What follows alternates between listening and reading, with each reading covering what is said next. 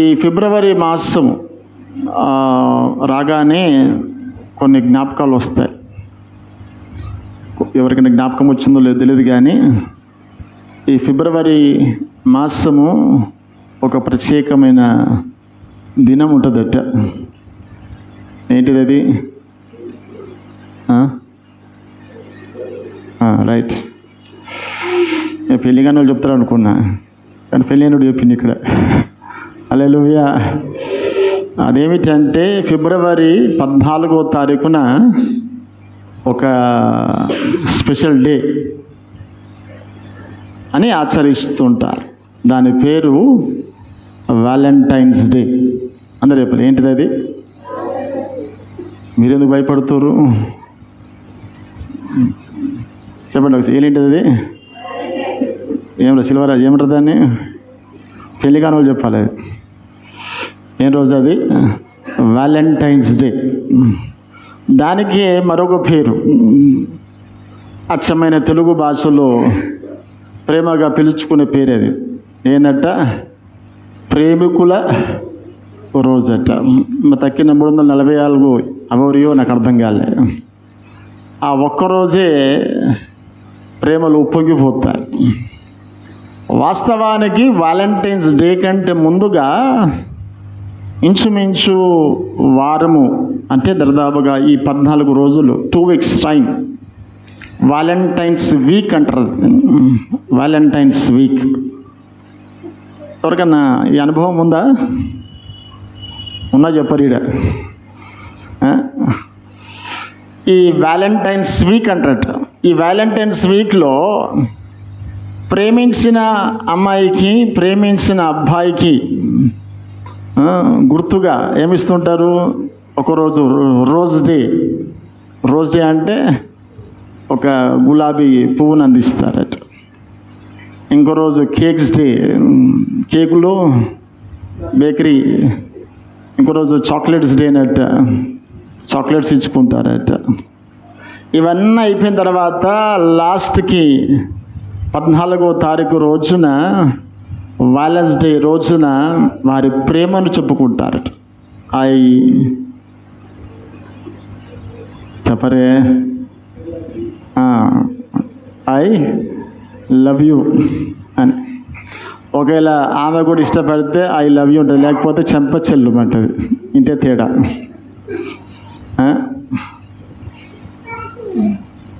సరే, ఇది లోకంలో అసలు ఈ వ్యాలెన్స్ డే ఎక్కడికి వెళ్ళి వచ్చింది? అసలు మనం ప్రేమించవచ్చా? బైబిల్ ప్రకారముగా ప్రేమ సరియైనదేనా? ప్రేమించే విధానము బైబిల్ ప్రకారముగా సరియైన విధానమేనా? ఈ లోకములో ఎలాంటి ప్రేమలు, ఎలాంటి ఆకర్షణలు పెరుగుతున్నాయో కొన్ని విషయాలు బైబిల్లో నుండి ఈ దినము నేర్పించాలని ఆశ కలిగి ఉన్నా. ఎందుకు రాత్రి వరకు నేను వాక్యాలు చదువుతున్నప్పుడు ఈ వచనమును గూర్చి మాట్లాడమని దేవుడు నన్ను హెచ్చరించిన విధానాన్ని బట్టి ఈ వాక్య సందేశాన్ని తీసుకుంటున్నాను. ఆమేన్. హల్లెలూయా, హల్లెలూయా. బయట లోకములో మీరు ఎప్పుడైనా హైదరాబాద్కి వెళ్తే కొన్ని పార్క్స్ ఉన్నాయట. ఈ పార్క్స్లలో దాదాపుగా ఈ ఫిబ్రవరి 14th రాగానే అక్కడ కపుల్స్ ఆఫ్ లవర్స్, ప్రేమించే ప్రేమికుల జంటలు చాలా కనబడుతూ ఉంటాయి. ఈ జంటలకు బుద్ధి చెప్పాలని కొన్ని సంస్థల వారు వారిని వెతికి పట్టుకొని వారిని బలవంతంగా పెళ్లి చేస్తారు. వాళ్ళ పేర్లు నేను చెప్పట్లేను. కారణం ఏంటంటే ఇది సంస్కృతి కాదు, మన సంస్కృతి కాదు అనే ఉద్దేశముతో. ఈ యవన కాలంలో బహు జాగ్రత్తగా ఉండాల్సిన కాలం ఇది. బయట ప్రపంచం ఎలా ఉందో ప్రక్కకు పెడితే సంఘాలలో కూడా ఈ బీజము, ఈ పురుగు, ఈ చెద ప్రవేశించింది. ఏం ప్రవేశించింది? ప్రేమించే చెద. చాలామంది సంఘాల్లో కూడా ప్రేమించుకునే మనస్తత్వాలు కలిగి సంఘానికి వచ్చేది కూడా కారణం ఏంటంటే ఒక అమ్మాయిని చూడడానికి, కొందరు అబ్బాయిలు చూడడానికి వస్తే మాత్రము మీకు ఇది శాపం. ఆమేన్. హల్లెలూయా, హల్లెలూయా. మందిరానికి ఎప్పుడు కూడా ఒకరిని చూడడానికి ఒకరి కోసం ఒకరు రాకండి. ఇది సంఘం అంటే మ్యారేజ్ బ్యూరో కాదు. సంఘం అంటే ఒకరినొకరు సైటు కొట్టుకునే స్థలాలు కావు. సంఘం అంటే ఒకరికొకరు సంబంధాలు చెప్పుకోవడానికి, చూపులు చూడడానికి కాదు. సంఘం అంటే దేవునిలో ఎదగాలని ఆలోచనతో రావాలి. తగిన కాలములో తగిన కార్యాలు చేయడానికి దేవుడు యోగ్యుడై ఉన్నాడు. ఏ సమయమున ఏది చేయాలో దేవుడు తన ప్రణాళిక చెప్పిన అన్ని మార్గాలు సరళము చేస్తుంటాడు. ఇలాగనే ఒక సంఘములో ఉన్నటువంటి ఒక యవన బిడ్డ, అందరు నన్ను చూడాల, ఒక యవన బిడ్డ, యవన కుమారుడు నమ్మకంగా ప్రార్థనకు వచ్చేవాడట. నమ్మకంగా ప్రార్థనకు వచ్చేవాడు. నమ్మకంగా ప్రార్థనలో అన్నిట్లో ముందుగా ఉండి, పాటలు పాడడంలో అన్ని విషయాలు ముందుగా ఉండి కొద్ది దినాల తర్వాత ప్రార్థనకు రావడం మానేశాడట. ఎవరైనా సంఘానికి వస్తూ రాకపోతే పాస్టర్ గారు ఏమడుగుతాడు, ఏమైందయ్యా, ఎందుకు రావడం లేదు అంటాడు కదా. అడుగురా చెప్పాలి, మీరు అడుగురా. ఒక వారం మీరు కనపడకపోతే మీరు ఎవరు అడుగుతారు? పాస్టర్ గారు అడుగుతాడు, ఏమైందమ్మా, రాలేదు, ఆరోగ్యం బాగాలేదా, కుటుంబంలో అంతా బాగున్నారా, ఊరికి వెళ్ళారా అని అడుగుతారు కదా. అవునా? నాకు తెలిసినంత వరకు ఇలా అడిగేవాడు నేను అనుకుంటాను మీ కుటుంబంలో మీ బంధువులు కూడా అడగరు అనుకుంటా. ఎక్కువ మీ సేవకుడు అడుగుతాడు. తెలిసినంత వరకు ఒక సేవకుడు మాత్రం తప్పకుండా అడుగుతాడు. దేవుని మహాకృప, మనది ఒక చిన్న సంఘం. చిన్న సంఘం అంటే అందరినీ గుర్తుపెట్టుకోగలిగిన స్థితిలో నేను ఉన్నాను. అందుకు సంతోషపడుతున్నాను. చెప్పుకోవడానికి 1000 మంది ఉన్నారు అని చెప్పుకునే దానికంటే మర్చిపోయే సంఖ్యలో ఎవరు లేరు నాకు. అది సంతోషం కదా. చాలామంది పెద్ద పెద్ద సంఘాలు చూసినప్పుడు సంఘ కాపరికి ఎవరి విశ్వాసులు కూడా తెలియని సంఘాలు ఉన్నాయా? ఉన్నాయి. Praise God. నాకు మీరందరూ తెలుసు. హల్లెలూయా పరే, హల్లెలూయా. మీరు పట్టించుకోకపోయినా నేను మిమ్మల్ని పట్టించుకుంటా అప్పుడప్పుడు కదా. కనుక సంఘంలో ఉన్నవారు ఎప్పుడు గమనించండి, కుటుంబాలు, సంఘాల్లో ఉన్న యవన బిడ్డలకు ప్రాముఖ్యంగా చెప్తున్నాను, మందిరంలో చూపులు చూడడానికి రావడానికి ఇది లుంబిని పార్క్ అంతకంటే కాదు. ఇది దేవుని మందిరము.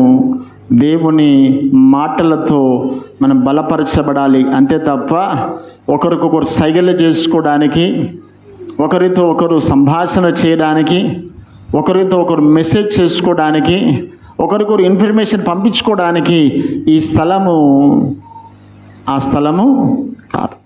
That is a holy place. ఇది పరిశుద్ధమైన స్థలం. ఆమేన్. హల్లెలూయా, హల్లెలూయా. ఎందుకు పరిశుద్ధమైన స్థలము అని అంటున్నానంటే, ఆ స్థలమందు నేను అక్కడ ఉందును అని దేవుడు అంటున్నాడు. దేవుడు ఉండే చోట అపవిత్రమైన ఆలోచనలు ఉండడానికి వీలు లేదు. అలా ఉంటే నీవు ఇక్కడ ఉన్నా ఒకటే, లేకపోయినా ఒకటే. ఆమేన్. హల్లెలూయా, హల్లెలూయా. ఒక యవనస్తుడు దర్దాపుగా 2-3 నెలల నుంచి ప్రార్థనకి రాకపోయేసరికి ఆ సహోదరుడు అడిగాడు, పాస్టర్ గారు వెళ్ళి, ఏం నాయనా ఎందుకు ప్రార్థనకి రావడం లేదు? ప్రార్థనకి రావాలా? ప్రార్థనకి వస్తున్నట్లయితే నీకు కృప దొరుకుతుంది, దేవుడు నేను దీవిస్తాడు, దేవుడు నేను ఆశీర్వదిస్తాడు.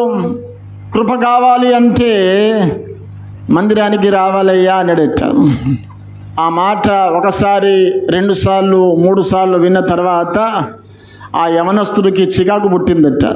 పుట్టి ఏమన్నాడు, పాస్టర్ గారు మందిరానికి వస్తే ఏం దొరుకుద్దట?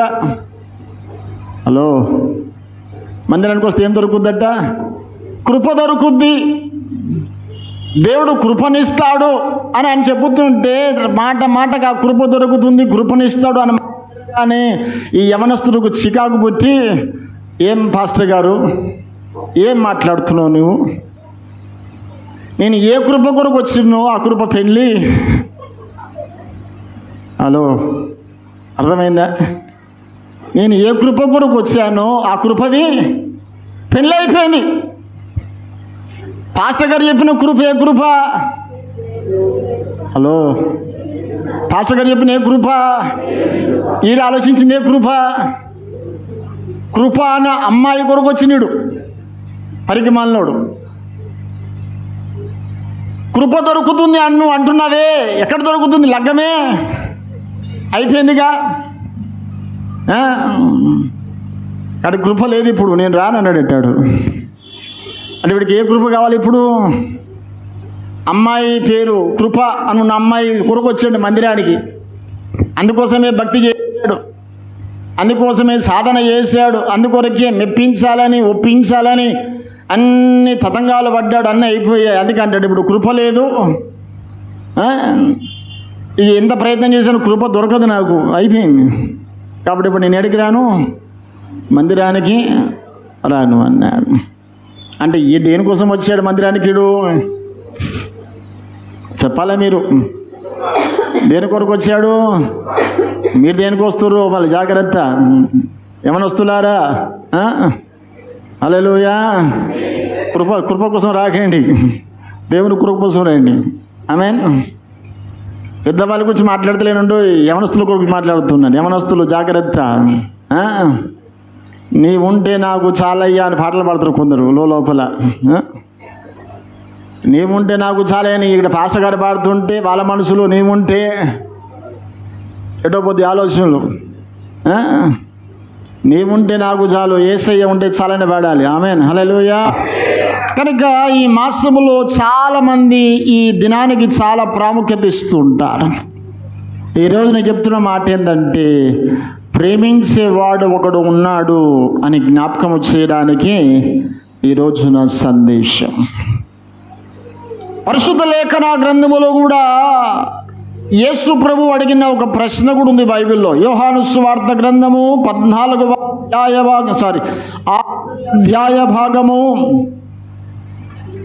ఆఖరి అధ్యాయ భాగము 21వ అధ్యాయ భాగము హల్లెలూయా 21వ అధ్యాయ భాగము 15వ వచనము 16వ వచనము 17వ వచనములో వచనాలలో ఒకే ఒక ప్రశ్న రాయబడి ఉంది. అదేమిటనగా, సీమోను పేతురును చూచి, యోహాను కుమారుడైన సీమోను,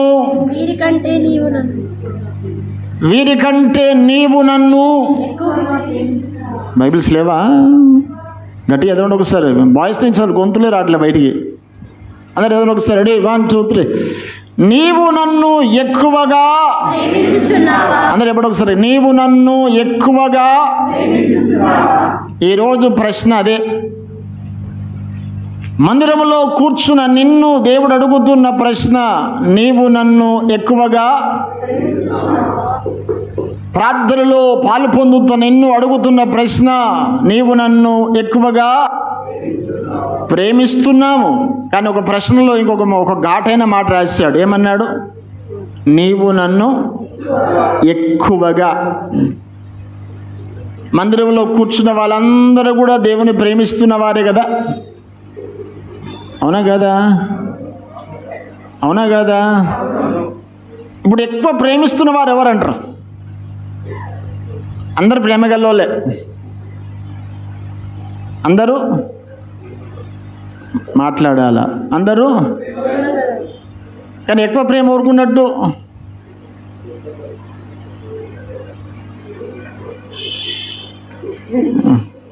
చెప్పాలా? ప్రేమగల్లోలం అంటున్నాం. ఇప్పుడు మన ఇంట్లో 2 పిల్లలు ఉన్నారు అనుకుందాం, 2 కుమారులు, సరే 4 కుమారులు అనుకుందాం.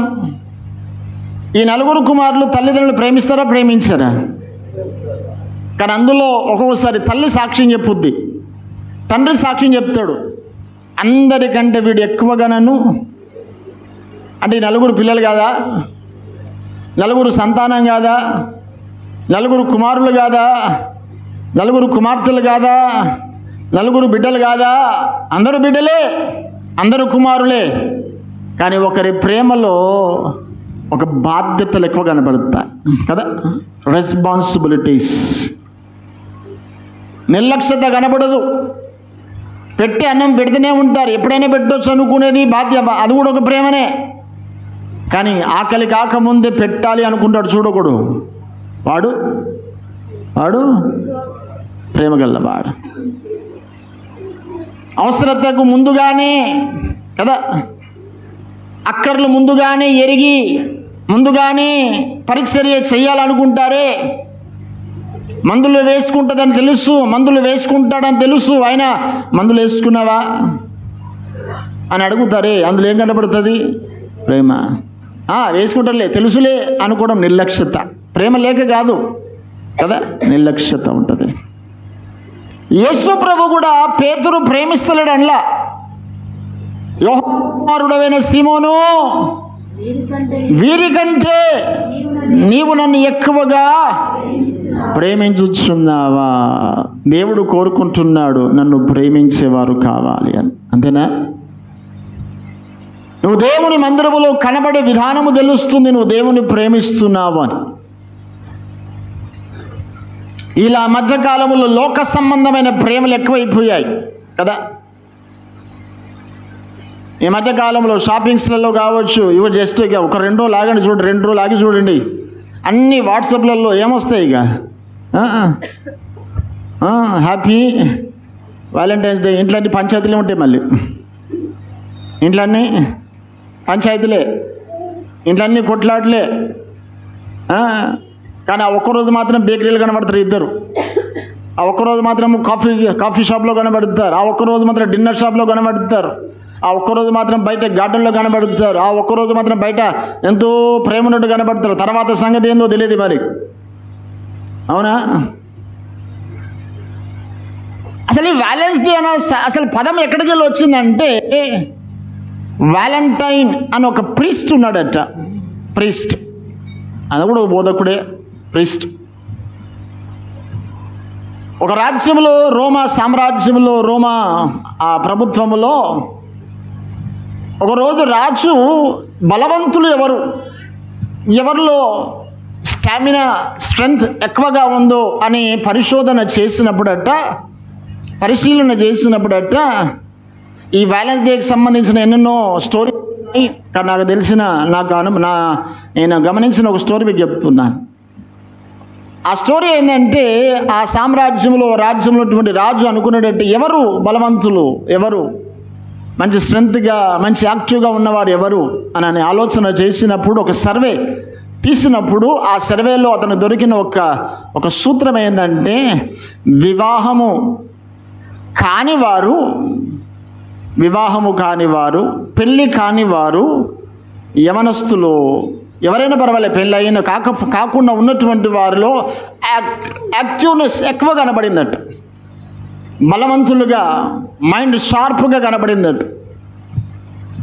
పెళ్ళైనటువంటి వారిలో ఏదో మానసికమైన ఆలోచన, మానసికమైన ఒత్తిడి, ఈ ప్రభావాన్ని బట్టి మెంటల్లీగా కొంత డిస్టర్బ్ అయిన పరిస్థితుల్లో, మెంటల్గా డిస్టర్బ్ అయ్యారంటే స్ట్రెంగ్త్ హ్యాస్ బిన్ డిక్రీస్డ్. అవునా? మీరు ఎప్పుడైనా గమనించండి, ఎంత బలవంతుడైనా ఒక్క బలహీనత మనసులో వచ్చిందంటే వాడు బలహీనుడే. అవునా? చెప్పరే? అవునా కదా? ఒక బలహీనత, ఒక ఆలోచన, ఒక డిస్టర్బెన్స్, మానసికమైన ఒత్తిడి నిన్ను ఒత్తిడి చేసిందంటే బలవంతుడైన కానీ కుప్పకూలు కూర్చుంటాడు.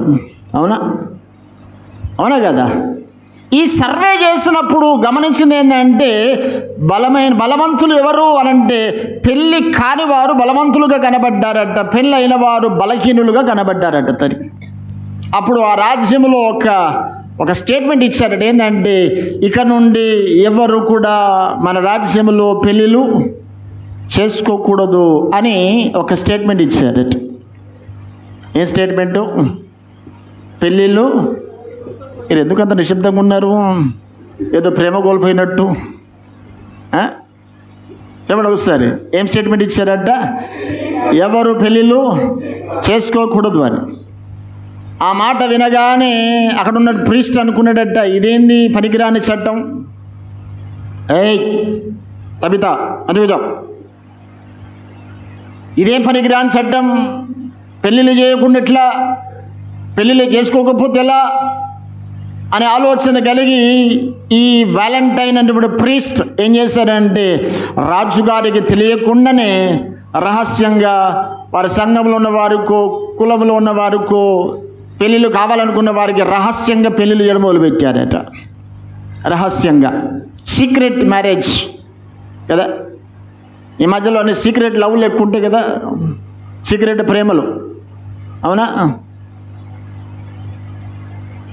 సీక్రెట్ మ్యారేజ్ చేయడం మొదలుపెట్టాడు.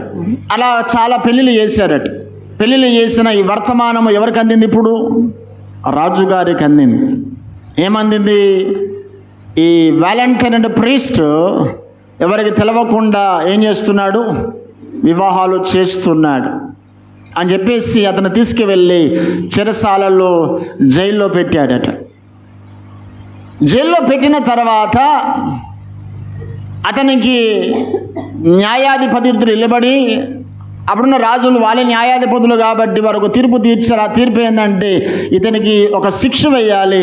ఆ శిక్ష ఏంటంటే రాజు ఆజ్ఞను తిరస్కరించి సమాజంలో వివాహాలు చేశాడు కాబట్టి ఇతనికి ఒక శిక్ష వేద్దాము. ఆ శిక్ష ఏమిటంటే మరణ శిక్ష విధించాలి. ఆ మరణ శిక్ష ఎలాగూ అంటే తనకు ఉరి విధియాలి అని ఒక శిక్షను ఖరారు చేశారట. ఆ శిక్ష ఖరారు చేసిన ఆ వ్యాలంటైన్ని కొన్ని దినాలు చెరసాల్లో ఉంచారు. చెరసాల్లో ఉంచిన అతనికి శిక్ష ఖరారు చేయడానికి ఒక తారీఖు నిర్ణయించారు. ఒక తారీఖు, ఒక డేట్ నిర్ణయించారు. ఆ నిర్ణయించిన తర్వాత ఒక దినమున తనను ఉరి తీయాల్సిన కాలము వస్తుంది. కానీ ఎక్కడైతే చెరసాల్లో వేశాడో చెరసాలకు ఒక నాయకుని ఉంచుతారు కదా. చెరసాలకు ఒక నాయకుని ఉంచినప్పుడు ఆ చెరసాల నాయకుడు వీళ్ళకు భోజనాలు పెట్టడం కావచ్చు, వీళ్ళకు నీళ్లు అందించడం కావచ్చు, వాళ్ళు పని చేయించడం కావచ్చు, అన్ని బాధ్యతలు అనేవి చూస్తూ ఉంటాడు. ఈ చెరసాల నాయకుడికి కూతురు ఉండేది. ఆ కూతురు అప్పుడప్పుడు తన తండ్రి దగ్గరికి వస్తూ ఉండేదట. వస్తున్నటువంటి ఆ కూతురు అప్పుడప్పుడు అక్కడ ఉన్న వాళ్ళందరి గురించి అడిగేది, ఈయనెవరు, ఇతను ఎందుకు వచ్చాడు జైల్లోకి, ఇతను ఎందుకు వచ్చాడు, ఇలా అడుగుతున్నందువలన అలా వ్యాలంటైన్ గురించి కూడా తనకు వర్తమానం అందిందట. ఆయా సమయములో వస్తున్నప్పుడల్లా ఆ వర్తమానం అందిన వెంటనే ఎందుకో ఈ సహోదరికి, ఈ స్త్రీకి ఒక యవన కన్యకు ఆలోచన ఇచ్చిందంటే, అయ్యో ఇతను ఏ తప్పు చేయలే కదా, ఏ పాపం చేయలే కదా అనే ఆలోచనతో అతనితో మాట్లాడడం మొదలుపెట్టిన సందర్భంలో అలాగూ వారిద్దరి మధ్యలో ప్రేమ పెరిగిన ఆ సమయమున ఒకరోజు తనను ఉరి తీయడం కూడా జరిగింది. ప్రేమించిన వారు ఎవరంటే వ్యాలంటైన్, తను ప్రేమించిన కన్యక. ఆ వ్యాలంటైన్కి ఒకరోజు ఉరి తీశారు. ఆ ఉరి తీసిన రోజే ఫిబ్రవరి 14వ తారీఖు. అందుకే దాని పేరు వ్యాలంటైన్ డే. అంటే ప్రేమించినోడు సచ్చిన రోజు అని అర్థం. మనకేమో ప్రేమ పుట్టిన అంటే మనం ఏది ఎప్పుడు పాటించాలో కూడా మనకేంది తెలియని దౌర్భాగ్యులు మనం. కనుక నేనంటాను, సరే ప్రేమించడము తప్ప ఏ ప్రేమకు మనం విలువిస్తున్నాం? బైబిల్లో భక్తులైనటువంటి పౌలు రాసినప్పుడు ఎఫెసు సంఘానికి రాశాడు, ఏమైందంటే జ్ఞానమునకు మించిన క్రీస్తు ప్రేమ. అందరూ ఎప్పుడు ఒకసారి మాట, జ్ఞానమునకు, అందరూ చెప్పాలా, ఎందుకు మెల్లగా చెప్తారు? జ్ఞానమునకు మించిన క్రీస్తు ప్రేమ. ఏందట? జ్ఞానమునకు మించిన, ఒకసారి భాగము 19వ వచనము, జ్ఞానమునకు మించిన క్రీస్తు ప్రేమను తగిన శక్తి గలవారు కావాలనని ప్రార్థించుచున్నాను. ఆమేన్, హల్లెలూయా. చేతుల పైకి ఒకసారి గట్టిగా హల్లెలూయా, హల్లెలూయా. భక్తుడైనటువంటి పౌలు రాశాడు ఒక ప్రేమను గురించి. ఏ ప్రేమ అంటే క్రీస్తు ప్రేమ అన్నాడు. ఏ ప్రేమ అన్నట? అందరూ ఎప్పుడు వస్తారు? ఏ ప్రేమ అన్నట్ట? ఈ ప్రేమ ఎటువంటి ప్రేమ అన్నట్ట? జ్ఞానమునకు మించిన. నీ జ్ఞానమంతా పెడితే కూడా ఇంకా దాన్ని అనుభవించడము, దాన్ని గుర్తించడము చాలా కష్టమైంది ఒక్కోసారి. అందుకే అంటాడు, జ్ఞానమును మించిన క్రీస్తు ప్రేమను తెలుసుకోవడానికి తగిన శక్తి మీకు కావాలని నా ప్రార్థన. పౌలు భక్తుడు ప్రార్థన ఏం చేస్తున్నాడంటే, మీరు ఆశీర్వదించబడాలి, మీరు దీవించబడాలి, మీకు మంచి భవనాలు ఉండాలి, మంచి మంచి వాహనాలు ఉండాలి, మంచి ఉద్యోగాలు ఉండాలి అని దాని గురించి ప్రార్థన చేస్తున్నాను. ఏం ప్రేమ అన్నట్ట? క్రీస్తు ప్రేమ మీకు అర్థం కావాలి. The love of Jesus. దేవుని ప్రేమ మీకు ఇంకా అర్థం కాల. దేవుని ప్రేమ ఇంకా మనం గుర్తుపడతలా. లోక ప్రేమలను చూసుకుంటున్నాం, ఇదే శాశ్వతమని, ఇదే చక్కనిదని, ఇదే ఆకర్షణగా ఉండేసరికి దీని గురించి ఆలోచిస్తున్నాము. కానీ క్రీస్తు ప్రేమని ఇంకా అర్థము మనము చేసుకోవడం లేదు కనుక క్రీస్తులో ఉండడానికి వెనుకంజ వేస్తున్నాం చాలాసార్లు. ఆమేన్. హల్లెలూయా, హల్లెలూయా. చెప్పండి గట్టిగా ఒకసారి, హల్లెలూయా. ఏ ప్రేమ అన్నట్టు? యేసయ్య ప్రేమ. జ్ఞానమునకు, మీరు మాట్లాడాలి. ఏ ప్రేమ ఇది? జ్ఞానమునకు మించిన ప్రేమ. ఈ మధ్యకాలంలో చాలా మంది ప్రేమిస్తున్నాం అంటుంటారు కదా. ప్రేమ ఎక్కడ మొదలవుతుంది? ఎక్కడ మన ఆలోచనలు, మనిషి యొక్క జీవితాల్లో, యవనస్తులలో ఆలోచనలు ఎక్కడ మొదలవుతాయి అంటే, చాలామంది ప్రేమ సైట్ అంటారు కదా, the sight, in the sight, కంటి చూపులలో ప్రారంభమైందిట. నీ చూపులకు ఆకర్షణ కనబడుతుంది కదా, నీ చూపులకు అందంగా కనబడాలి. చాలామందికి ఆకర్షణగా కనబడేసరికి, అందంగా కనబడేసరికి, ఒక్కసారి చూసేసరికి, ఒక్కసారి పలకరించేసరికి, ఒక్కసారి మాట్లాడేసరికి ఏదో ఆలోచనలు ఎక్కడికెక్కడికో వెళ్తుంటాయి, వెళ్ళిపోయి అంటుంటారు. నిజంగానే పదే పదే మాట్లాడుతున్నారంటే ఒకటే ఆలోచన, తను నన్ను ప్రేమిస్తుందేమో, అతడు నన్ను ప్రేమిస్తున్నాడేమో. అవునా? ఈ మధ్యకాలంలో ప్రేమకు గుర్తులు చెప్పాలంటే మొదటిగా చూపుల ద్వారా ప్రేమను వ్యక్తపరుస్తూ ఉంటారు. అవునా? కనబడుతున్న చూపుకు అంతరంగమునున్న ఆలోచనలకు చాలా వ్యత్యాసాలు ఉంటాయి, తెలియదు చాలామందికి. బైబిల్ గ్రంథం చూడ, ఒకసారి చూడగానే ప్రేమించాననేటువంటి మహానుభావులు ఉంటారు మన దగ్గర. తీయండి ఒకసారి ఆదికాండ గ్రంథము 29వ అధ్యాయం అనుకుంటాను, right, 29th chapter, 29th chapter 10వ వచనం చదువుడా. యాకోబు తన తల్లి సహోదరుడైన లాబాను కుమార్తెకు రాహేలును, తన తల్లి అయిన సహోదరుడుకు లాబాను గొర్రెలను చూచినప్పుడు వెళ్ళి బావి మీద నుండి రాతిని పొర్లించి నీళ్లు పెట్టెను. యాకోబు రాహేలును ముద్దు పెట్టుకొని ఎలుగెత్తి చేసినట్ట, ఎలుగెత్తి ఏడిసాను. ఎవరి మహానుభావుడు? బైబిల్లో యాకోబు అన్న ఒక మంచి ప్రేమికుడు. అంతేనా? చెప్పాలందరూ. ఎవరు అతని పేరు? బైబిల్ వ్యాలంటైన్ ఈయన. అంతేనా? పాత నిబంధన గ్రంథంలో ఉన్నటువంటి మహానుభావుడు. తండ్రి దగ్గర ఉన్నప్పుడు తండ్రిని మోసగించి వెళ్ళాడు. తండ్రికి రావాల్సిన ఆశీర్వాదాలు పొందడానికి తండ్రిని మోసగించాడు, అన్నను మోసగించాడు. కూర పెట్టాడు, నానా కూర ఇస్తాను కానీ నీకు భోజనం పెడతాగా, నాకేమయ్యు జ్యేష్ఠత్వాన్ని ఏమన్నాడు. అట్లా అన్నను మోసగించాడు.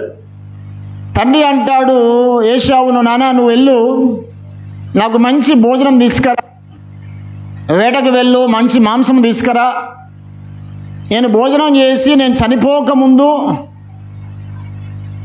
చనిపోకముందు నేనేం చేస్తాను, దీవిస్తా, ఆశీర్వదిస్తానని చెప్పాడట. అనగానే తల్లి విన్నది చాటుగా. రిబ్కా విని అంటుంది, అరే నాన్న, కొడుగా, పెద్దోడా, చిన్నోడా, మీ నాన్నగారు పెద్దోడు అంటున్నాడు, నేను ఆశీర్వదిస్తా అంటున్నాడు, ఆ దీవెనలు అన్నకు కాదురా, నీకు రావాలి, కనుక నేను నీకు ఒక ప్లానింగ్ ఇస్తా, మంచి ఇంజనీరింగ్ ప్లానింగ్ ఇస్తుంది ఈమె. చాలామంది ఇళ్ళల్లో తండ్రులు చాలా ప్లాన్స్ ఉంటాయి కదా, అమ్మకు తెలవకుండా, నాన్నకు తెలవకుండా, అమ్మ కుట్టిలు కొంతమంది, నాన్న కుట్టిలు కొంతమంది, తెలుగుదేశం కాంగ్రెస్ లాగా ఉన్నారు అసంటోళ్ళు. తండ్రులకు తెలవకుండా తల్లులు ఏదైనా చేశారని చెప్తున్నాను. రేపటికి ఆ కుమార్తె నీకు వ్యతిరేకమవుతుంది, జాగ్రత్త.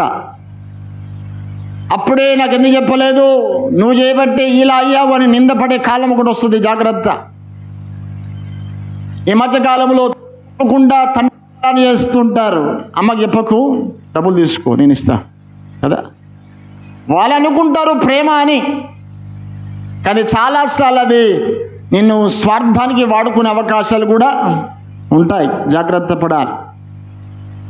అలా తల్లి ప్రేరేపించి వండి మంచి వంటకాన్ని చేసి, నువ్వు వెళ్ళు, డాడీ దగ్గరికి వెళ్ళు, డాడీ నిన్ను ఆశీర్వదిస్తాడు అన్నప్పుడు, అమ్మా, యాకోబు అంటాడు, నా అమ్మ, నువ్వు చేసిన కానీ నేను దగ్గరికి వెళ్తే నాన్న గుర్తుపడతాడు కదా.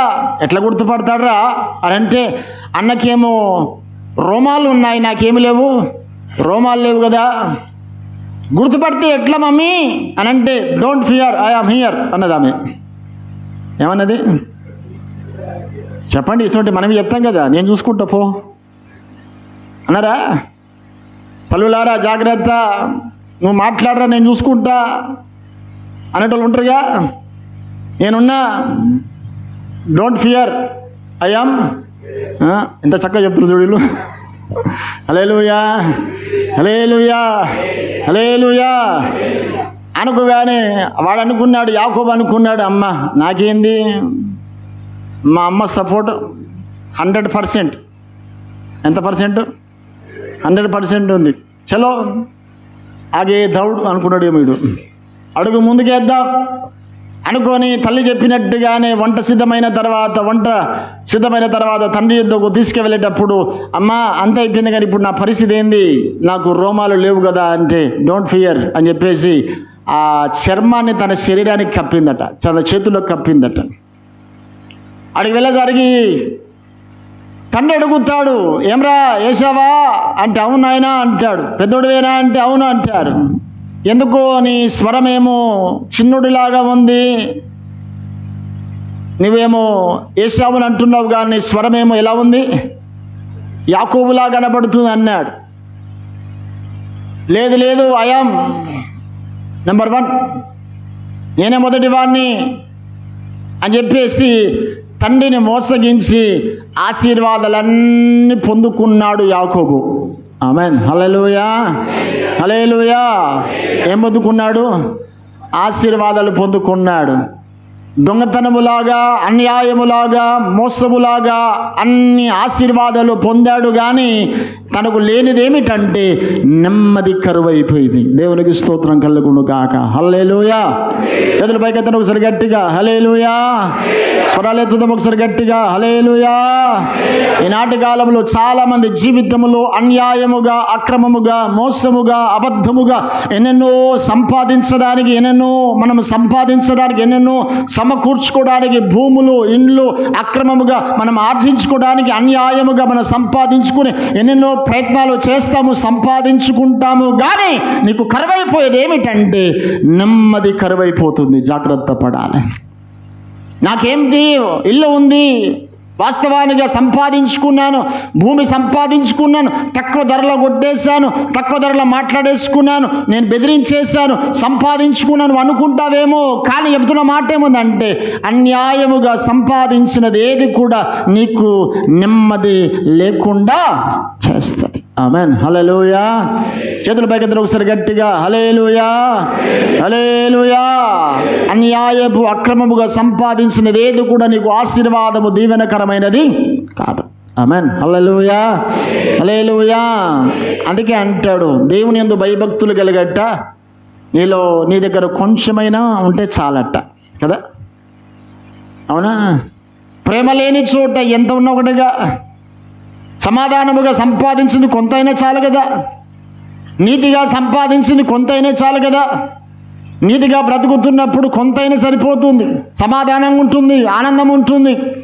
ఈనాటి కాలంలో చాలామంది జీవితంలో ఆస్తులు పెరుగుతున్నాయేమో కానీ సంతోషములో తరిగి పోతున్న వారు ఉన్నారేమో, జాగ్రత్త పడాలి. ఆమేన్. హల్లెలూయా. యాకోబు ఆశీర్వాదాలన్నీ పొందాడు కానీ ఇప్పుడు ఏమి లేదు అతనికి, నెమ్మది. తన అన్న తను చంపుతాడనే భయం ఉంది. ఎందుకు భయము? మోసం చేసిన సంగతి యాకోబుకు అర్థము అయింది. అన్యాయముగా అన్నలా వేషం వేసుకున్న సంగతి అర్థము అయింది. కనుక తనలో భయం ఏంటంటే, నేను తప్పు చేశాను, అన్యాయము చేశాను, అక్రమంగా చేశాను, మోసంగా సంపాదించాను, కనుక దీవెన పొందాను కానీ ఇప్పుడు నాకేమి లేదంటే నెమ్మది లేదు. కనుక ఇక్కడ ఉంటే నాకు నెమ్మది ఉండదు కాబట్టి మళ్ళీ don't fear, I am here అన్నది తల్లి. ఏమన్నది? Don't fear, I am here, I will give one more plan. నేను ఇంకొక ప్రణాళిక ఇస్తా. నానా కుమారుడా యాకోబు, ఇక్కడ నువ్వు సరాసరిగా పరిగెత్తుకొని పారిపో. నా తమ్ముడు ఒకడు ఉన్నాడు, అతని పేరు లాబాను. అక్కడికి వెళ్ళు, నీ మామ వరుసకు నీ మామ ఎత్తాడు, అక్కడికి వెళ్ళు నాయన. అక్కడ కొద్ది కాలం ఉండు. ఎంతకాలం ఉండట? నీ అన్నయ్య యొక్క కోపము చల్లారే వరకు అక్కడనే ఉండు అన్నాడు. ఇప్పుడు యాకోబు పోయిన కారణం ఏంది చెప్పండి ఒకసారి. నన్ను చూడండి, మీరు బైబిల్ ఇంటికి పోయి చదువుకోండి, నన్ను చూడండి ఒకసారి. యాకోబు పారిపోవడానికి గల కారణం ఏంటిది? భయం, అన్న చంపుతాడని, అంతేగా. రెండవది నెమ్మది లేదు, తప్పు చేశాడు. మూడవది పరిస్థితులలో తారుమారు వచ్చింది. ఇప్పుడు కొడతాడు, తిడతాడు. నాన్నకు తెలిస్తే నాన్న కూడా ఏమంటాడో తెలియదు కాబట్టి దానికి ఆందోళన చెందాడు కాబట్టి పారిపోవడానికి సిద్ధపడ్డాడు. ఆ ప్రణాళిక కూడా తల్లే చెప్పింది, నాన్న ఎక్కడికో పోకు నాయన, పలానా దగ్గరికి వెళ్ళు, అక్కడ మీ మామ ఉంటాడు, అక్కడ అతన్ని కలుసుకో, అక్కడ క్షేమం ఉంటుంది అని చెబితే యాకోబు పారిపోవడానికి మొదలుపెట్టాడు. ఆమేన్. హల్లెలూయా. చెప్పండి గట్టిగా వస్తారు. హల్లెలూయా. ఎక్కడ పోయినా ఏముండదు ఇప్పుడు, అందరు ఇప్పుడు వస్తారు. హల్లెలూయా. ఏముండదు, ఎక్కడ ఏముండదు, నెమ్మది లేదు. యాకోబు లాబాను దగ్గరికి వెళుతున్న సమయంలో మధ్యలో కనబడిన వ్యక్తి ఎవరు అంటే రాహేలు. అవునా? రాహేలును చూచాడు. రాహేలు ఎక్కడ ఉందంటే బావి దగ్గర ఉంది. నేను ఒకసారి మాట 29వ అధ్యాయ భాగము 10వ వచనములు చూడు ఒకసారి. ఇదిగో లాబాను కుమార్తెయగు రాహేలు అతడు దగ్గరికి వెళ్ళి బావి మీద నుండి రాతిని పొర్లించి నీళ్లు పెట్టెను. యాకోబు రాహేలును ఏం పెట్టాడట? ముద్దు పెట్టు. ఒకసారి కిందికి రండి, ఒకసారి ఆ చక్కని మాట, ఆ మాట చూద్దాం ఒకసారి. 17వ వచనం ఒకసారి. 17వ వచనం 17 లేయా జబ్బు కళ్ళది, రాహేలు రూపవతియు సుందరుడి ఉండెను. యాకోబు రాహేలును ఏందట? రాహేలుని. ఇవంతా తర్వాత ఇంటికి వెళ్ళి చదవండి. నేను సూత్రంలోనికి వెళ్తాను. ఇవన్నీ మనం వర్ణించడానికి టైం సరిపోదు. మనం వెళ్ళాలనుకున్నాడు. మార్గములోనే రాహేలు కనబడింది. ఎవరు కనబడినరు? రాహేలు. రాహేలు ఇప్పుడు ఎక్కడుంది? నీళ్లు పోయడానికి ఒంటల దగ్గర ఉంది. అవునా? నీళ్లు పోయడానికి మనోడు సహకరించాడు, చూచాడు. రాహేలును చూచినాడు. బైబిల్ ఒక చక్కని మాట ఏముందంటే రాహేలు రూపవతి అని ఉంది. అక్కడ ఏముంది? అక్కడ చూడు ఒకసారి మాట. రూపవతియు. గట్టి చెప్పండి ఒకసారి. రూపవతియు. అందరు చెప్పాలి. రూపవతియు మనకు లేదు. అదే కనుక మన ప్రయత్నం అంతా ఫెయిర్ అండ్ లవ్లీ మీద ఆధారపడ్డాం. అవునా? ఫెయిర్ అండ్ లవ్లీ దాని మీద ఉంటుంది. 7 రోజులు ఒక ముఖమంతా మారుద్దని, 7 సంవత్సరాలైనా మారద్దు మనది. కానీ వీ ట్రై అంటిల్ డై. చచ్చిపోతాం కానీ మన రూపాలు ఏమై మారేటివి కావు. రాహేలు రూపవతి అట్ట, రెండవది సుందరంగా ఉందట. మనడు సైటెడ్ ఫస్ట్ నైట్ అంటారు కదా, ఫస్ట్ సైట్ కదా, ఫస్ట్ చూశాడో లేదో ఆమెను చూడగానే ఏం పెట్టాడట మనోడు? ముద్దు పెట్టాడట. ఏం పెట్టాడట? ముద్దు పెట్టాడు. తర్వాత చెప్పాడు, నేను రాహేలిని, ప్రేమ లేదు మను లేదు, ముద్దు పెట్టాడు. ఇప్పుడు చెప్పండి, ఈ ముద్దులో ప్రేమ ఉందా? హలో, కొన్ని మీకు అర్థం కావాలని చెప్తున్నా. ఇప్పుడు ప్రేమించడానికి ముద్దు పెట్టాడా, ప్రేమించక ముద్దు పెట్టాడా? కానీ తర్వాత ఏం చెప్పాడు? ప్రేమించానని చెప్తాడు. ఐ లవ్ రాహేలు అని పెట్టాడు. అవునా? ఇప్పుడు నేను అడుగుతున్న ప్రశ్న ఏంటంటే, చాలామందికి ప్రేమకు గుర్తు ఏమనుకుంటారు? ముద్దు. అవునా? చెప్పరే, మీరు అంతా అమాయకులేం కాదు. ఆ సంగతి నాకు బాగా తెలుసు. హల్లెలూయా, హల్లెలూయా. చేతులు పైకెత్తరే. హల్లెలూయా, హల్లెలూయా. ఎట్లా చూస్తున్నారంటే, చి ఇటువంటి ఎప్పుడు మేము వినలేదు, ఎప్పుడు చూడలేదు అంటే చెప్తున్నారు నాకు. ఆహా, మీ సంగతి నాకు తెలియదా? హల్లెలూయా, హల్లెలూయా. చెప్పండి గట్టిగా వస్తారు. హల్లెలూయా, చెప్పండి గట్టిగా వస్తారు. ప్రేమకు నిదర్శనముగా పెట్టే ఒక హద్దులేని పని ఏంటిది? ఇది ముద్దు. ముద్దు పెట్టుకున్న వారందరూ ఏమనుకుంటారు జనాలు? అబ్బో, ప్రేమగల్లోడు కదా. మా చుట్టాలు కూడా ఎప్పుడన్నా ఊర్లలోకి పోతే రాగానే ఎన్నాళ్ళు లేదు చూడకంటే తర్వాత 6 ఏళ్ళు 10 ఏళ్ళు 15 ఏళ్ళు అవుతుంది. లేకలే కనబడగానే ప్రేమంతా ఒలగబోస్తూ మెడ మీద పడి చెంప మీద ముద్దు పెట్టేస్తారు. ఇప్పుడు ఏమనుకుంటాం మనం? మా అత్తమ్మకి ఎంత ప్రేమ, మా మామయ్యకు ఎంత ప్రేమ, మా బాబాయ్కి నేనంటే ఎంత ప్రేమ. అది రాదు, అది కర్మ. లేక నమ్మట్టు పెట్టకపోతే బాగుండదని పెట్టినాడు. హల్లెలూయా, హల్లెలూయా, హల్లెలూయా. ప్రేమలో ముద్దు, ప్రేమతో ముద్దు పెడితే అది వేరే. కానీ మధ్యకాలంలో ప్రేమ ముద్దు పెట్టిన ప్రతిదీ ప్రేమ కలదని అనడానికి వీలు. అవునా? రెండవది, చాలామంది ప్రేమికులు చేసే రెండవ లాజిక్ పని ఏందో తెలుసా? ఏడుపు. ఏడ్చడం అసలు నమ్మకండి. అర్థమైందా? హలో, ఏం చేయొద్దు. ఏడ్చేటోళ్ళని అసలుకే లాబాను దగ్గర వెళ్ళినప్పుడు రాహేలును చూసినప్పుడు యాకోబు చేసిన మొదటి కుయుక్తి పని అదే. పట్టుకొని ముద్దు పెట్టుకొని ఏడ్చిండట. ఏడ్చిన తర్వాత అప్పుడు లాబాను అంటాడు, నువ్వెవరో కాదయ్యా, మా చుట్టమే, మా మాంసములో మాంసము, నా ఎముకలలో. ఈ మాట ఎవడన్నాడు? ఫస్ట్ ఎవరన్నారు? ఆదామన్నాడు. ఆ మాట జ్ఞాపకం వచ్చింది లాబానికి. ఆ చూడ అంటాడు 29వ అధ్యాయ భాగంలో 29:14 ఒకసారి. అప్పుడు లాబాను 13 వచ్చిన లాబాను తన సహోదరి కుమారుడు యాకోబును సమాచారం వినినప్పుడు ఎదుర్కొనుటకు పరిగెత్తుకొని వచ్చి అతని కౌగలించుకొని ముద్దు పెట్టుకొని తన ఇంటికి తోడుకొని పోయాను. ఆ సంగతి లాబానుతో చెప్పినప్పుడు, నిజముగా నీవు నా ఎముకయు, నిజముగా నీవు నా ఎముక, నా మాంసము అన్నాడు. రాలే, ఎముక మాంసం. అవునా? చెప్పాలి ఇప్పుడు మీరు. ఎన్ని రోజులు ఎవరు జ్ఞాపకం రాలే? ఆ ఎముక జ్ఞాపకం రాలే, ఆ మాంసం కూడా. ఇప్పుడు ఏమి జ్ఞాపకం వచ్చింది? నా ఎముక, నా మాంసమును, నువ్వు కూడా ఒక భాగమే. కనుక కౌగలించుకొని ముద్దు పెట్టుకొని ఏడ్చడం మొదలుపెట్టారట. మొదట యాకోబు ఏడ్చాడు, ముద్దు పెట్టాడు. నాకు అర్థం కాదు ఏంటంటే, తర్వాత అంటాడు నేను రాహేలును ప్రేమించాను అన్నాడు. ప్రేమించాను అని చెప్పడానికంటే ముందే ఒక్కసారి చూశాడు. 25 సంవత్సరాల తర్వాత ఎప్పుడో చూసిన యాకోబు మొట్టమొదటిసారి చూడగానే తనకు ప్రేమ కలిగిందట. ఎందుకు ప్రేమ కలిగిందంటే రాహేలు ఎలా ఉందట? రూపవతి, రెండవది సుందరంగా ఉందట.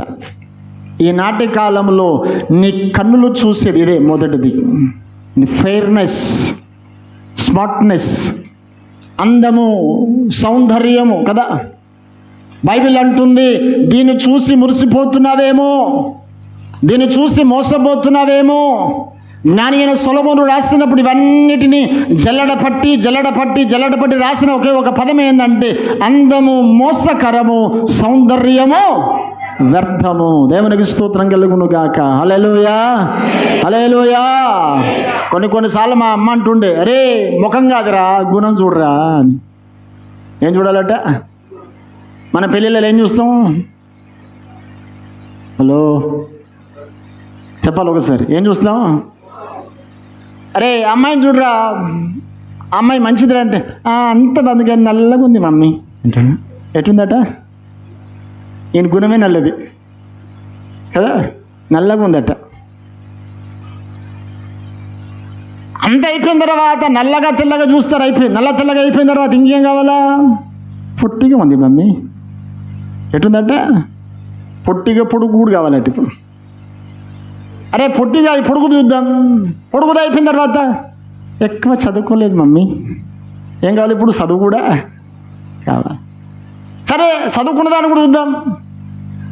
చదువన్నీ అయిపోయిన తర్వాత ఇంకేం కావాలంటే కట్నం మమ్మీ. ఏ మమ్మీ చెప్పాలా? ఏం కావాలి ఇప్పుడు? కట్నం. ఇది కూడా మ్యాచ్ కావాలా? అన్నీ మ్యాచ్ కావాలా? కులం మ్యాచ్ కావాలా, హైట్ మ్యాచ్ కావాలా, కలర్ మ్యాచ్ కావాలా, ఇంకా క్యాష్. గుణవతి అయిన భార్య, అందుకే బైబిల్లో రాసిన మాట, గుణవతి అయిన భార్య దొరుకుట, కట్నం దొరుకుతున్న భార్య, హైట్ ఉన్న భార్య. మాట్లాడరే, హైట్ ఉన్న భార్యలు దొరకవచ్చు, అవునా? అందంగా ఉన్న భార్యలు, సంపాదించే భార్యలు, మన కులంలో ఉన్న భార్యలు దొరకవచ్చు. కానీ బైబిల్ అంటాడు గుణవతి అయిన భార్య దొరుకుట. ప్రార్థన చేయండి. అందుకే అయ్యా నాకు ఒక చక్కటి గుణవంతురాలైన భార్య కావాలని ప్రార్థన చేయాలి. ఇక అయిపోయిన వాళ్ళు వదిలిపెట్టేస్తా, జరగబేటలు కూడా చెప్తున్నాను. ఏమన్నా బిడ్డలారా? ఏమరా సిల్వరాజ్, ఇంకోడు పురుషోత్తం, పెళ్ళిళ్ళ కొరకు ఎదురు చూస్తారు వీళ్ళిద్దరు. కరెక్ట్గా చెప్తున్నా, డోంట్ సీ ఫేస్, రంగు రుచి చిక్కదన మొద్దు, ఓన్లీ గుణం కావాలి. హల్లెలూయా, హల్లెలూయా, హల్లెలూయా. యాకోబు ఏం చూశాడట? రూపవతి, సౌందర్యంగా కనబడింది. అది చూడగానే ఎప్పుడు పరిచయం లేదు, ఎప్పుడు స్నేహం లేదు. ఇప్పుడే ఊరికెళ్ళి వచ్చాడు, ఇప్పుడే కలిశాడు, ఇప్పుడే మాట్లాడాడు, ఇప్పుడే నీళ్లు పోస్తున్నారు, ఇప్పుడే కలిశాడు, ముద్దు పెట్టుకున్నాడు, ఇప్పుడే తన తండ్రి అంటున్నాడు, చక్కని మాట మాట్లాడుతున్న ఎముక నాంశమని పలకరించిన పలకరింపులు ఇప్పుడే పలకరించిన వెంటనే అంటున్నాడు రాహేలును ప్రేమించాను అంటున్నాడు. అక్కడ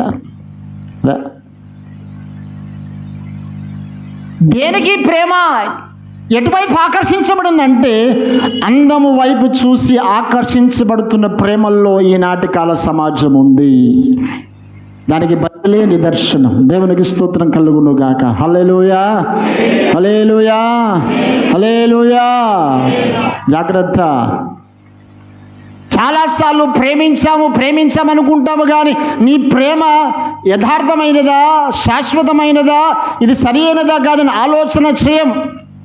తల్లిదండ్రులకు అనుకూలముగా ఉండం, తల్లిదండ్రులు ఆయాసపరుస్తూ ఉంటాం, బాధ పెడుతూ ప్రేమ అని ఈనాటి కాలంలో చాలామంది యవన బిడ్డలు పారిపోతున్న సందర్భాలు చాలా ఉన్నాయి. జాగ్రత్త. ఒక పక్షి ఉంది, ఆ పక్షి పేరు ఇంగ్లీష్లో దాని పేరు పిజియన్ ఉంటుందండి. పిజియన్ మనుషుల్లో తిరుగుతా తెలుసా? పెంగ్వినా ఏదో విన్ను, పెంగ్విన్. అది ఆ పక్షి మంచులలో ఉంటుంది, మంచు సముద్రాలు, మంచు ఫ్లెమింగోనా కదా, కాదు ఏం చెప్పినాక మంచు మీదనే ఉంటుంది. మంచు మీద ఉంటే నీళ్ళలు కూడా తిరుగుతాయి, కానీ సముద్రం అక్కడే మంచు ప్రాంతాల్లో. ఫ్లెమింగోనా? రైట్, ఒక పక్షి. ఆ ఫ్లెమింగో, పిజియన్ అని రకరకాల ఆ ఇంగ్లీష్ పదాలు మనకు అందరికీ అర్థం కాకపోవచ్చు, కానీ ఫ్లెమింగో సంథింగ్ పేరు, ఒక పక్షి. ఈ పక్షి ఎక్కడ ఉంటుంది అంటే సముద్రము దగ్గర మంచు ప్రాంతంలో ఉంటుంది. ఈ మంచు ఎంతటి మంచు అంటే ఆ మంచు ప్రాంతాల్లో అది తిరిగేటప్పుడు భయంకరమైన మంచు ఉంటుంది, కానీ దాన్ని తట్టుకొని తిరుగుద్ది అక్కడే మంచు మీదనే. దానికి చేతులు ఉండవు, రెండే 2 కాళ్ళు. ఈ 2 కాళ్ళతోనే తన పొట్టతోనే సముద్రాన్ని ఈదేస్తుంది. మంచు మీద నడవాలంటే కొన్నిసార్లు మంచు మీద నడవనీకి రాదు దానికి, కొన్నిసార్లు మంచు మీద నడవనీకి రాక మంచు మీద పడుకొని ప్రాకేస్తుంది కొన్నిసార్లు. అలాంటి పక్షి అది. కానీ దాని పిల్లల్ని పెట్టాలన్నప్పుడు దాని గుడ్డు పెడుతుందట. ఆ గుడ్డు పెట్టేటప్పుడట ఆ పక్షి చేసే పని ఏందో తెలుసా? గుడ్డు పెట్టాలంటే ఎక్కడో ఒక ఒడ్డుకు రావాలి కదా. ఒడ్డుకు వచ్చి ఆ గుడ్డు పెట్టాలంటే గుడ్డు కనుక తన శరీరంలోకి వెళ్ళి కింద పడితేనట, కింద పడిన వితిన్ హాఫ్ మినిట్, అనగా దర్దాపుగా అర నిమిషంలో ఆ గుడ్డు మంచుగడ్డగా మారిపోయేంత చలుడదట. అర్థమవుతుందా?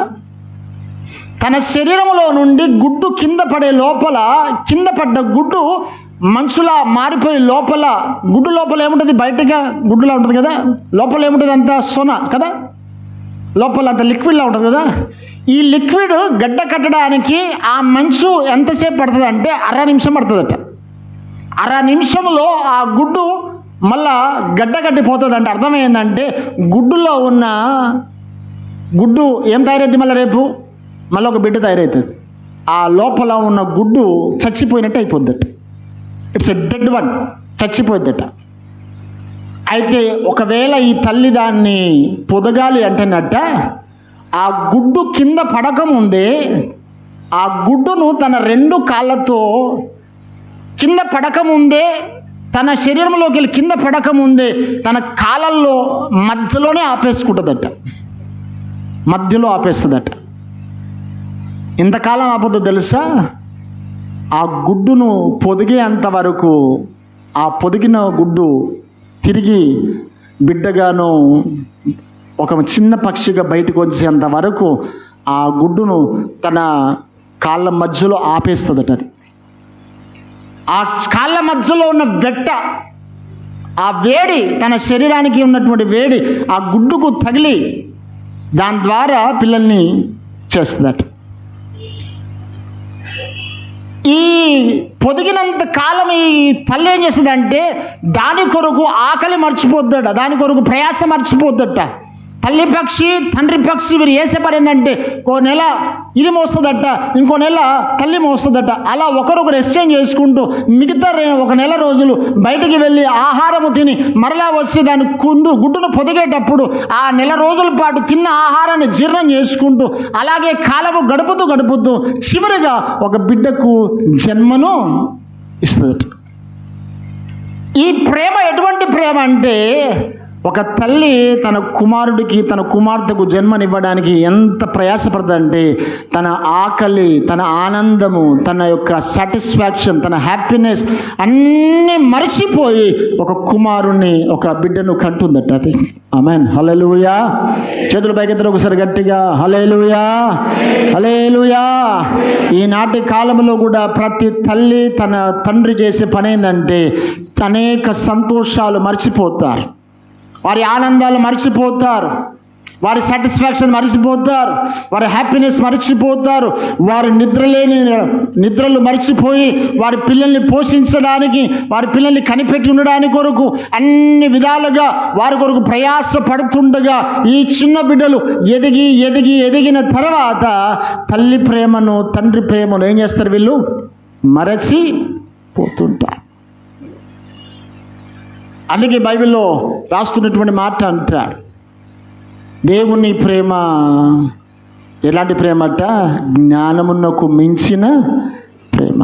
ఆమేన్. హల్లెలూయా, హల్లెలూయా. నాకు తెలుసు, ఇక్కడ ఉన్న తల్లులందరికీ తెలుసు. ఇక్కడ ఉన్న తల్లులందరూ తల్లుల చేతుల పైకి ఎత్తండి. తల్లులు, డౌట్ ఉందేంది మీకు? తండ్రులు కూడా, తండ్రులు, మమ్మీ డాడీ, ఇక మీకు భాషలు అర్థంగా ఇవే కదా. ఒకసారి అందరూ హల్లెలూయా చెప్పండి ఒకసారి. మీ అందరి బట్టి దేవునికి స్తోత్రం. ఇక్కడ మీ వాళ్ళ పిల్లలు ఇక్కడ ఉంటే మీకు చెప్తున్న మాట ఏందో తెలుసా? మిమ్మల్ని పెంచడానికి వారు ఎన్నో రాత్రులు నిద్రలు మర్చిపోయారు. ఆమేన్. హల్లెలూయా, హల్లెలూయా. నాకు తెలుసు, చిన్నప్పుడు దాదాపుగా ఒక 1 year టైం అనుకుంటారు. 1 year టైం ఇక్కడ ఉన్న వారందరూ చెప్తున్నాను. రోజంతా పని చేసి, అది చేసి, ఈ పని చేసి, ఇంట్లో శుభ్రం చేసుకొని అన్ని పనులు చేసిన తర్వాత రాత్రి ఒక క్షణం పడుకుందాం అనుకునేసరికి రాత్రి పాప లేచి చెప్పాలా, లేచి ఏడుస్తుంటుంది. నిద్ర రాదా? మనకు వస్తుంది. నిద్ర వచ్చినా ఆ నిద్రను పక్కకు పెట్టి, అలసట పక్కకు పెట్టి, ఈ ఏడుస్తున్న పాపను ఆ బాబును చేత పట్టుకొని మన భుజాల మీద వేసుకొని అది నిద్రపోయేదాకా దాన్ని ఊపిసలాడుకుంటా, దాన్ని ఊపుకుంటా, జోగొడుతూ అది నిద్రపోయేదాకా కనిపెట్టి, నిద్రపోయిన తర్వాత దాన్ని పడుకోబెట్టి అప్పుడు మనం అడుకుంటాం.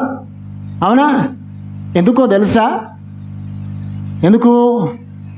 తన ప్రేమ ఎటువంటి ప్రేమ అంటే, నా కుమార్తె సుఖంగా ఉండాలి, నా బిడ్డ నెమ్మదిగా పడుకోవాలి, నా బిడ్డ ఆనందంగా ఉండాలి, నా బిడ్డకు నెమ్మది కావాలి. తను నిద్రపుచ్చడాని కొరకు ప్రక్కనే కూర్చొని ఒక విసనకర్ర తీసుకొని దోమలు ఆలకుండా విసురుతూ ఉంటాం. కొంత అలజడి కదిలిందా ఎక్కడున్నా పరిగెత్తుకుని వచ్చి మెల్లగా మళ్ళా గాలి సరిపోలేదేమో. అవునా? ఇవన్నీ ప్రయాసాలు దేని కొరకంటే నా బిడ్డలకు ఏమి ఇవ్వాలా? సుఖం. కారణం ఏంటంటే ప్రేమ. అది వాళ్ళేదో పెడతారని కాదు, వాళ్ళేదో ఇస్తారని కాదు, వారు మనం చూస్తారని కాదు, వారికి ఏదో మనం లాభం దొరుకుతుందని కాదు. ఏ లాభము ఆశించకుండా, ఏమి చూడకుండా తన సుఖమును ఆశించి, తన ఆనందమును ఆశించి, తన ప్రేమను బట్టి తను ఆనందముగా ఉండాలి, సుఖముగా ఆరోగ్యవంతముగా పెరగాలని అన్ని సుఖాలు చంపుకునే వారే తల్లిదండ్రులు. అవునా? అప్పుడు నిద్రలేని రాత్రులు ఎందుకో తెలుసా? నా బిడ్డ సుఖంగా నిద్రపోవాలని, నా కుమారుడు సుఖంగా పడుకోవాలి. ఇదే యవన కాలం వచ్చిన తర్వాత, పిల్లలు యవన కాలం వచ్చిన తర్వాత ఇప్పుడు మళ్ళీ అదే బతుకు తల్లిదండ్రులకు. ఏం బ్రతుకు? నెమ్మది లేని రాత్రులు మళ్ళీ అవే. ఎందుకు నెమ్మది లేదు? వీడు చేసే పనులకు నెమ్మది లేదు, వీరు మాట్లాడుతున్న మాటలకు నెమ్మది లేదు, గాయపరుస్తున్న గాయాలకు నెమ్మది లేదు. ఇలాంటి దౌర్భాగ్యమైన కుమారులు కుమార్తెలు ఇప్పుడు కూడా మన మధ్యలో ఉన్నారేమో. జాగ్రత్త. ఒకసారి నీ తల్లిని జ్ఞాపకం చేసుకో, ఎలాంటి ప్రేమతో నిన్ను పెంచిందో. ఎదిగిన తర్వాత ఓ పనికి మల్లదానా అని పిలుచున్న పిల్లలు ఉన్నారు, లెక్కలేని పిల్లలు ఉన్నారు, దూషిస్తున్న పిల్లలు ఉన్నారు, మాటలు లెక్క చేయని పిల్లలు ఉన్నారు. నువ్వు నోరు మూసుకో అని గాయపరుస్తూ నేను అంటున్నాను, నీ తల్లికి ఆనందంగా నీకు సుఖం ఉండాలి, నేను ఆనందపరచాలని నిన్ను పెంచితే నీ ద్వారా వాళ్ళకు దొరుకుతున్నది ఏంటిది? ఆనందమా? సుఖముందా?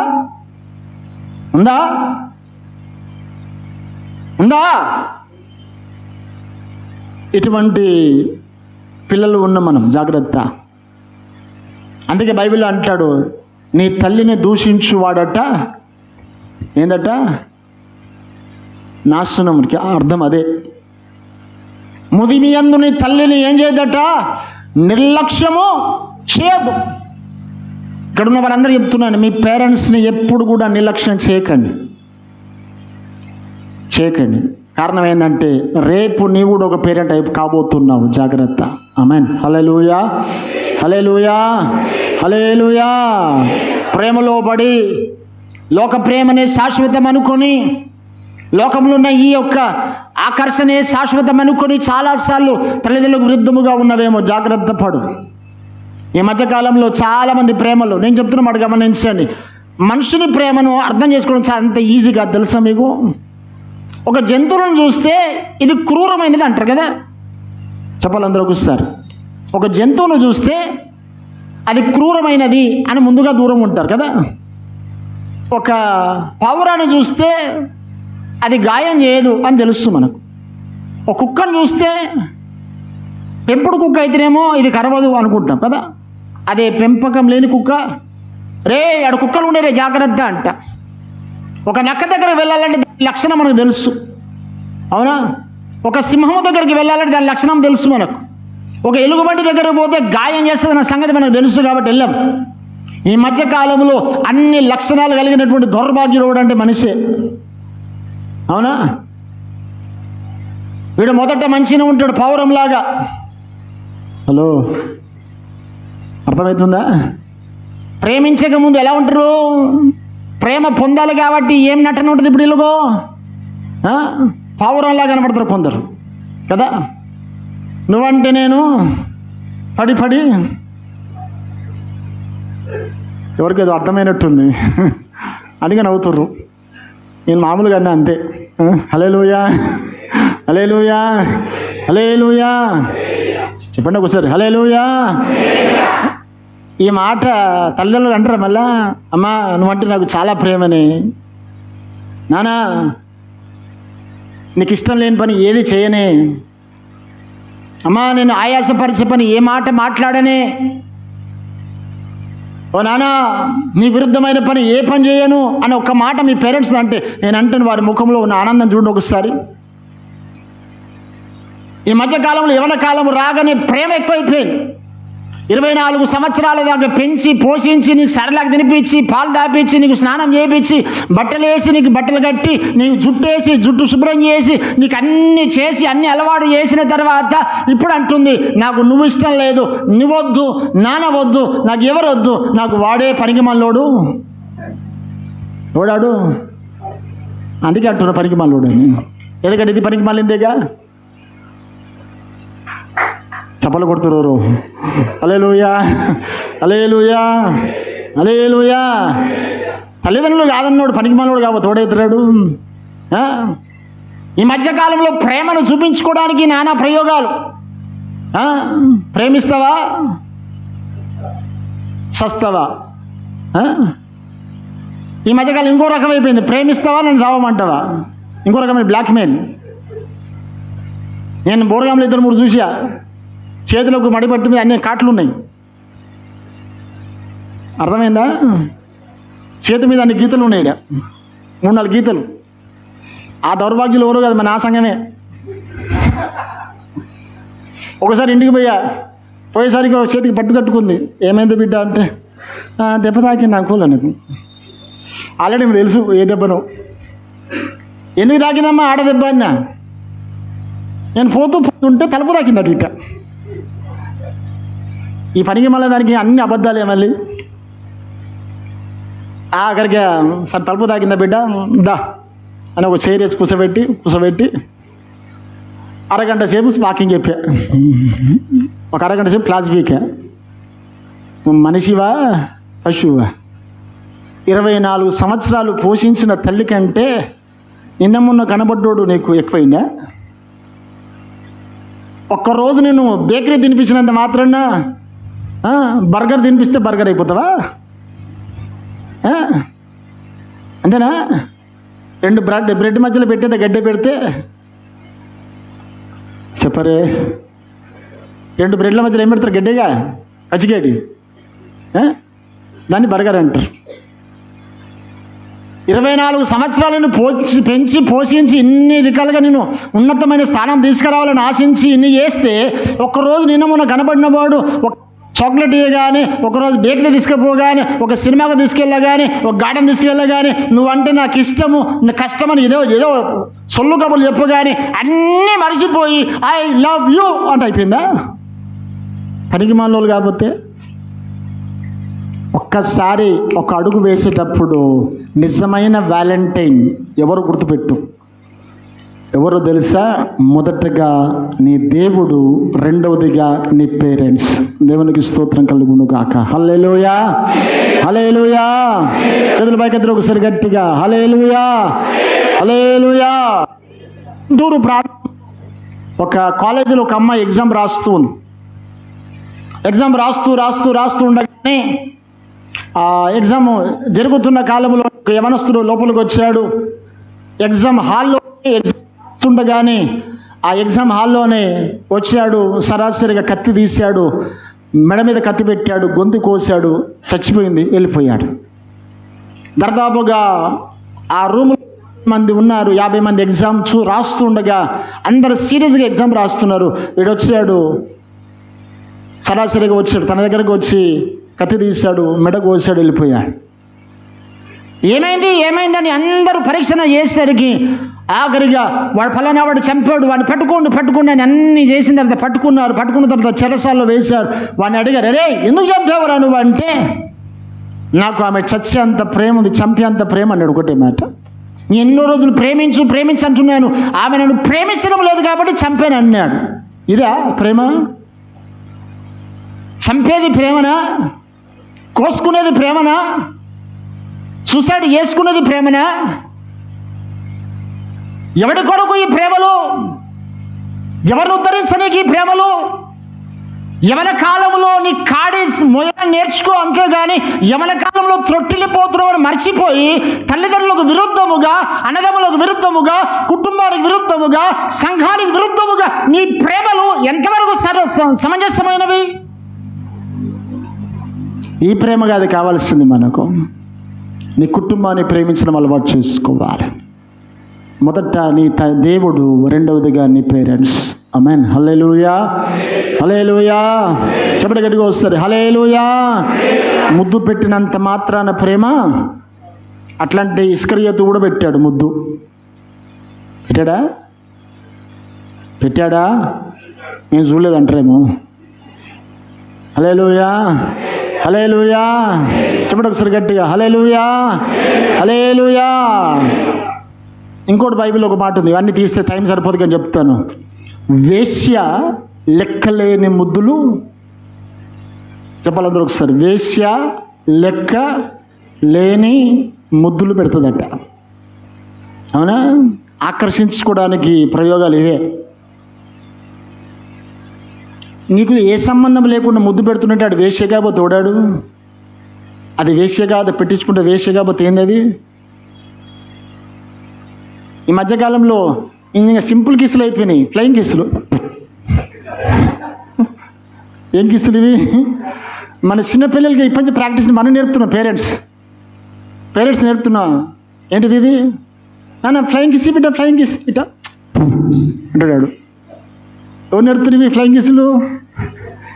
తర్వాత వాడు ఏం చేస్తుంది? ఈ అమ్మాయి హలో నడిపించునావా వాడు అడుగుతాడు, ఈ ఫ్లయింగ్ కిస్ ఎక్కడ నేర్చుకున్నావు నువ్వు అంటే అంటాడు, మా మమ్మీ మా డాడీ నేర్పిరు, పనికి మళ్ళీ కిసులు ఇది. ఈ మధ్యలో ఫ్లయింగ్ కిసులు అట. ఈ మధ్య టీవీ సగం రోగాలు ఇవే. ఆ కిసి మారేస్తే ఇటు పట్టుకొని ఇట్టు అంటాడు వీడు. దౌర్భాగ్యులు. హల్లెలూయా, హల్లెలూయా. నీ వ్యాలంటైన్, నేను అంటాను మనకున్న వ్యాలంటైన్ కూడా ఉన్న అతనే యేసయ్య, నీ కొరకు ప్రాణం పెట్టిన యేసయ్య. ఆమేన్. హల్లెలూయా. ఒకసారి గట్టిగా హల్లెలూయా. ప్రేమ మంచిదే, కానీ నీ ప్రేమ దేవునికి అనుకూలమైన ప్రేమ కావాలి. బైబిల్ గ్రంథములో చాలామందికి ప్రేమ అంటే అర్థం ఏంటంటే శారీరకముగా ఆలోచిస్తారు కదా. అవునా? ఒక చెప్పకూడని పదం కూడా చెప్తున్నాను. ఈనాటి కాలంలో ప్రేమ అంటే శారీరకంగా కలవాలి. శృంగారము చాలామందికి. ప్రేమ అంటే ఇవి కావు. ప్రేమ అంటే శారీరకమైన ఆలోచనలు కాదు. ప్రేమ అంటే శారీరకం కలిసి ఆనందంగా కలిసి ఉండాలని కాదు. ప్రేమ అంటే బాధ్యత. బైబిల్ గ్రంథంలో దేవుడైన యెహోవా ఆదామును సృష్టించిన తర్వాత దేవుడు వారికి ఒక పని చెప్పాడు. ఏంటంటే మీరు ఫలించి అభివృద్ధి పొందండి, విస్తరించండి అన్నాడు. ఒకసారి జాగ్రత్తగా గమనించండి. ఫలించండి, అభివృద్ధి పొందండి, విస్తరించండి. ఫలించంటే వీరిద్దరు ఏకం కావాలి. అవునా? అవునా? దేవుడు పెట్టిన నియమం ఏంటంటే కుటుంబం విస్తరించడానికి భార్యాభర్తల మధ్యలో ఒక సంబంధాన్ని పెట్టాడు. అదే శృంగారం. అది దేవుడు నియమించిన కట్టడ. ఈ మధ్యకాలంలో అది లేదు. వేశ్య గృహాలు ఎక్కువైపోయాయి. అవునా? హైదరాబాద్లో ఈ మధ్యకాలంలో మసాజ్ సెంటర్స్ అని పెట్టారు. దేనికో తెలుసా? ఎంజాయ్. ఈ మధ్యకాలంలో ఏదో రూమ్లట, యోజో రూమ్లట. ఏ రూమ్లట అవి? హలో, ఏ రూమ్లట అవి? యోజో రూమ్ అట. యోజో రూమ్లో ఏవో అవుతాయి. ఈ యోజో రూమ్ ఏంటంటే ఎవరికి సంబంధం ఉన్నా లేకపోయినా అక్రమ సంబంధాలతో కూడా ఆ రూమ్లోకి వెళ్ళేసి అక్రమ సంబంధాలు కలిగి ఎంజాయ్ చేసి విడిపోతారు. There enjoying. దీనికి అందరూ ఏకీభవిస్తారు దరిద్రంగా. నేను ఇంటి నుంచి బయటికి వెళ్ళిన తర్వాత ఎవరు ఎక్కడుంటారో తెలియదు. కనుక క్రైస్తవ బిడ్డలు జాగ్రత్త.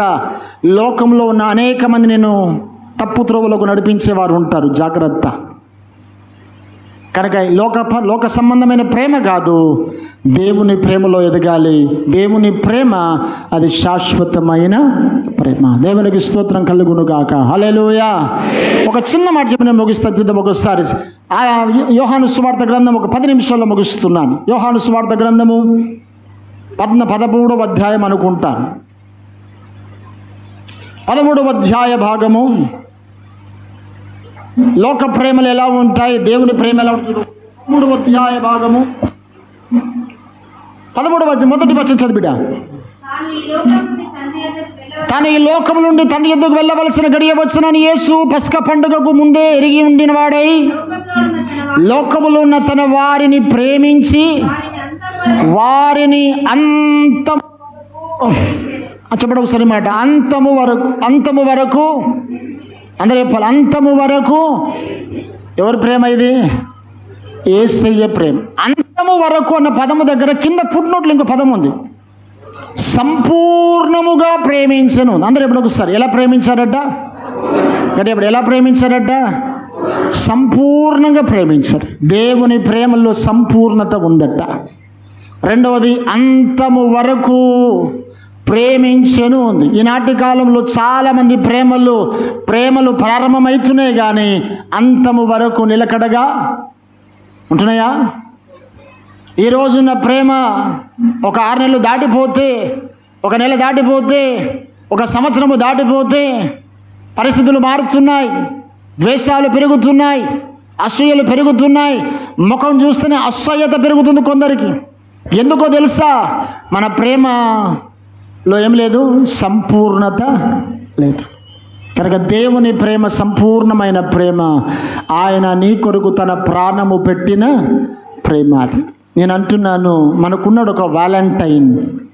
ఆయన మన కొరకు తన ప్రాణాన్ని పెట్టిన వాలంటైన్. ఆయనే నా యేసయ్య. దేవునికి స్తోత్రం కలుగును గాక. హల్లెలూయా, హల్లెలూయా.